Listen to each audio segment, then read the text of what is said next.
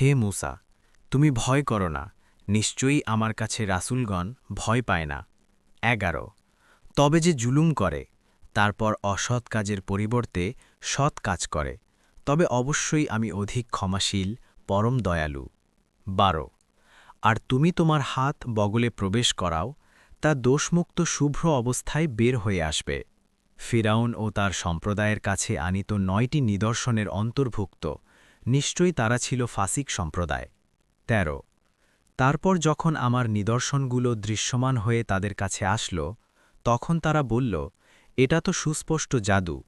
১৪ আর তারা অন্যায় ও উদ্ধতভাবে নিদর্শনগুলোকে প্রত্যাখ্যান করল, অথচ তাদের অন্তর তা নিশ্চিত বিশ্বাস করেছিল। অতএব দেখ, ফাসাদ সৃষ্টিকারীদের পরিণাম কেমন হয়েছিল। ১৫ আর অবশ্যই আমি দাউদ ও সোলাইমানকে জ্ঞান দান করেছি, এবং তারা উভয়ে বলল, সকল প্রশংসা আল্লাহর জন্যই, যিনি তার অনেক মুমিন বান্দাদের উপর আমাদেরকে মর্যাদা দান করেছেন।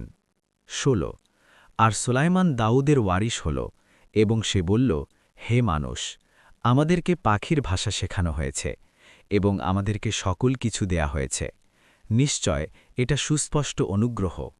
১৭ আর সুলাইমানের জন্য তার সেনাবাহিনী থেকে জিন, মানুষ ও পাখিদের সমবেত করা হল, তারপর এদেরকে বিন্যস্ত করা হল।